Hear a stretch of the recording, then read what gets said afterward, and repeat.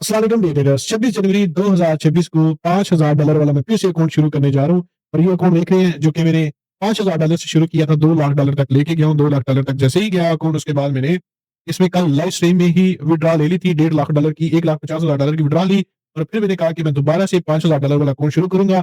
और आप इस नए चैलेंज में भी मेरे साथ पार्टिसिपेट कर सकते हैं, ना कि कुछ जो पुराने ग्रुप वाले थे उन्होंने भी पार्टिसिपेट किया था, आप भी कर सकते हैं। तो साथ लाइव ट्रेड करें, अपने अकाउंट को ग्रो करें। अब हम बढ़ते हैं अपने एनालिसिस की तरफ, जो कि गोल्ड में एनालिसिस करते हैं। मैं सबसे पहले पूछूँगा कि वो लोग किधर गए? तो मुझे कहते थे कि गोल्ड में आप बाय क्यों ढूँढते हैं? आप गोल्ड को क्यों बाय करने का सोच रहे हैं और बाय क्यों ट्रेड होल्ड की हुई है? क्योंकि वो सेल में फँसे हुए होते थे या सेल में नहीं फँसे हुए। मुझे कहते थे कि हमें ये बताएँ कि गोल्ड को सेल किधर से करना है? मैंने कहा फिर आपको वेट करना पड़ेगा। आपको वेट, एक लंबा वेट करना पड़ेगा। आपने मेरे पूरे साल के एनालिसिस देखे होंगे जिस पे मैंने बोला था 5500 से लेके $6,000 तक मैं गोल्ड को देख रहा हूँ, ठीक है?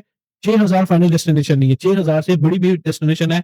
उसके लिए आप मेरी वीडियो को लाज़मी देखिएगा और इस डिस्क्रिप्शन लिंक में भी आपको मिल जाएगा। नहीं तो यूट्यूब पे या सोशल मीडिया पे जाके मेरी वीडियो आप देख सकते हैं। आपको सीखने के लिए बहुत कुछ मिलेगा और आपको जो टेक्निकल लेवल्स बताए गए हैं उसके ऊपर भी काम करते हुए भी बड़ा मज़ा आएगा। अब हमारी इसमें नेक्स्ट जो वर्किंग है वो हम देख रहे हैं।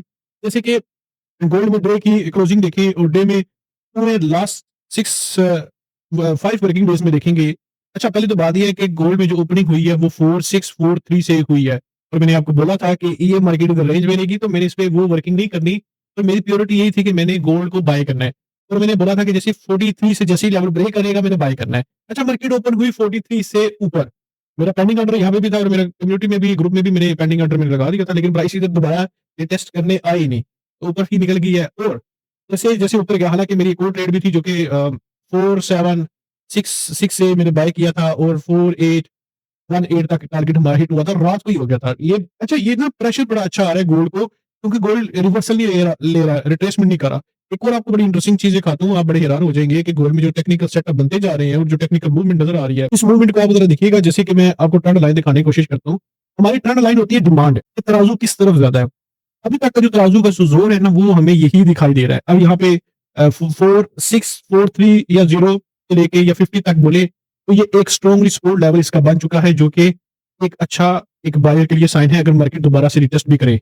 रिटेस्टमेंट के ये वाले चांसेस बहुत कम नज़र आते हैं और अगर हम देखें, अगर मैं देखूँ अपना मंथली कैंडल को, पहले वीकली देखते हैं। वीकली में देखें, मैंने वो बात की थी कि हमारे पास जो चांसेस नज़र नज़र आते हैं टेक्निकल, ये कैंडल हमें ऊपर जाके ट्विज़र टॉप देता है और ये बनना भी ऐसा ही है, एक्सेल की कैंडल बन सकती है। लेकिन वो भी नज़र नहीं आ रहा। ये नीचे गया तो बाय कर लूँगा, लेकिन ये 43 से ऊपर ब्रेकआउट किया तो बाय कर लूँगा। अच्छा, हम तो डिसाइड कर रहे थे कि कैंडल छोटी क्लोज़ होना शुरू हुई है, अब बड़ी नेक्स्ट कैंडल ने क्या बनना है। यहाँ पे सब चीज़ें चेंज हो गई हैं। चीज़ें यहाँ पर देखिए कि टेक्निकल मार्केट में बायर इतना ज़्यादा स्ट्रांगली बैठ चुका है, इतना ज़्यादा बैठ चुका है कि कैंडल खुद कन्फ्यूज़ है कि करना क्या है। फर्स्ट ऑफ ऑल आज हम देखते हैं कि जी हमारी क्लोजिंग 4990 के आस-पास हुई है या 4092 या 90। अच्छा, ये एक अच्छी क्लोजिंग है, जो कि एक अच्छा साइन है हमारे लिए। अगर मैं वीकली कैंडल को देखूँ, वीकली कैंडल से पहले एक मंथली देखते हैं, फिर फाइनल करते हैं। मंथली कैंडल एक धमाकेदार किस्म की कैंडल क्लोज हुई है, धमाकेदार किस्म की। खैर ये भी मंथली कैंडल जब क्लोज होगी फिर बताया जाएगा कि फरवरी में गोल्ड क्या करेगा। अभी के लिए इतना ही और अपना चलते हैं। अच्छा, अगर सिर्फ गोल्ड को मैं देखना चाहूँ, गोल्ड को अगर सिर्फ मैं देखना चाहूँ, तो मुझे एरिया नज़र आता है ऑलमोस्ट ये वाला, जो कि एक रिट्रेसमेंट के लिए एक बेहतरीन एरिया है। क्यों एरिया है? क्योंकि मैंने कैंडल की वॉल्यूम देखा, जैसे कि मैंने देखा तो वीकली कैंडल की कोई नीचे विक नहीं है, वीकली कैंडल के ऊपर कोई विक नहीं है, सिर्फ और सिर्फ बायर ही इसको पिक किया जा रहा है।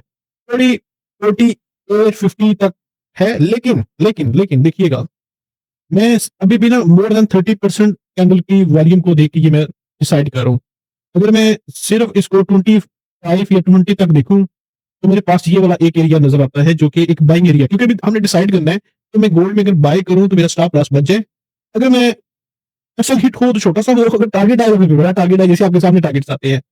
अच्छा, ये तो खैर मंथली कैंडल में, बल्कि वीकली कैंडल में कुछ भी आपको ज़रूरत नज़र नहीं दिखाई देगा कि गोल्ड में क्या चलने वाला है। सिर्फ आपको बुलिश कन्फर्मेशन है। H4 को ज़रा देखते हैं, H4 में देखते हैं कोई पैटर्न बना हुआ हो। हाँ जी, हाँ जी, हाँ जी, हाँ जी, जो मैंने एग्ज़ैक्टली मैंने ठीक निकाला है।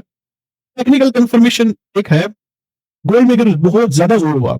हाँ, एक एक और चीज़ इंटरेस्टिंग बात है। ये कन्फर्मेशन बनी थी लास्ट आई थिंक थर्सडे को, कि मार्केट यहाँ पे रेंज में थी, ब्रेकआउट हुआ, निकल गई मार्केट ऊपर। एक 4850 वाला जो लेवल लेवल भी मैं बता रहा हूँ ना, ये बड़ा अच्छा रिप्रेजेंट करता है बायर के लिए। अगर मुझे यहाँ से बाय की ट्रेड मिलती है, स्टॉप लॉस मेरा छोटा होगा, मैं यहाँ पे हाई रिस्क ले सकता हूँ और आप भी ले सकते हैं। अगर आप नए हैं तो मेरे दोस्त, लाज़मी आपने डेमो पे प्रैक्टिस करनी है, स्टॉप लॉस भी लाज़मी लगाना है। अच्छा, तो मैंने देख लिया, लेकिन गोल्ड की आज का जो मेथड है इट्स अ टोटली डिफरेंट। मैं जो आपको रिट्रेसमेंट बताता हूँ उसका मतलब नहीं है कि गोल्ड ने सेल जाना है। गोल्ड के सेल जाने के चांसेस नहीं है। रिट्रेसमेंट कम से कम भी बताओ तो फिर भी ये रिट्रेसमेंट नहीं कर रहा। टारगेट की तरफ आएँगे कि टारगेट इसने क्या सेट करना है उसकी तरफ भी हम आएँगे। मैं देखने जा रहा हूँ अपना एक लेवल इसी को उठाते हैं क्योंकि इसका भी ज़रूरत नहीं है हमें। एक लेवल आ गया हमारे पास ये वाला। एक बाइंग एरिया जो कि प्रीवियसली रिजेक्शन इसको मिली थी, इसकी रिजेक्शन को भी ज़रा फाइंड आउट करते हैं कि ये रिजेक्शन इसको कैसे मिली थी। जैसे कि H4 है, H1 में चलते हैं। H1 में रिजेक्शन आई जो कि प्राइस को ऑलमोस्ट रिट्रेसमेंट करने आया, लेकिन रिट्रेसमेंट के लिए क्योंकि यहाँ पे एक ऐसा मैग्नेट है जो कि प्राइस को ऊपर खींचे जा रहा है।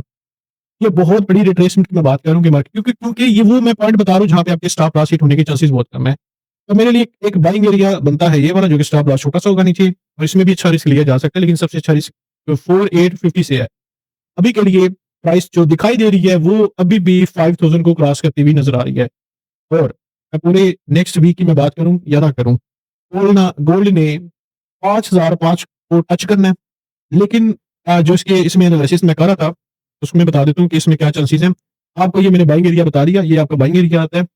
गोल्ड में डे 1 निकालेंगे, डे 1 में जो कन्फर्म चीज़ आती है, आपने देखना ये है कि गोल्ड में 5000 की जैसे ही अगर क्लोजिंग मिलती है तो आप छोटा-मोटा रिस्क ले सकते हैं, लेकिन कोशिश कीजिएगा कि आपको रिट्रेसमेंट मिल सके।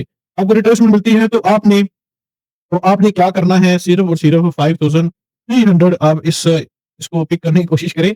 लेकिन लेकिन मेरे दोस्त गोल्ड नहीं जाना है अपने बड़े टेक्निकल पॉइंट के साथ, आपने भी उस पॉइंट को पिक करने की कोशिश करनी है। जैसे कि 5500 बोला है, 6000 तक जाना है लेकिन वो पूरे साल के मेरे एनालिसिस से और 7000 तक भी जाना है वो भी मेरे पूरे पूरे साल के एनालिसिस से। ये सिर्फ़ हमारे एनालिसिस हो रहे हैं जो कि पूरे वीक के हैं।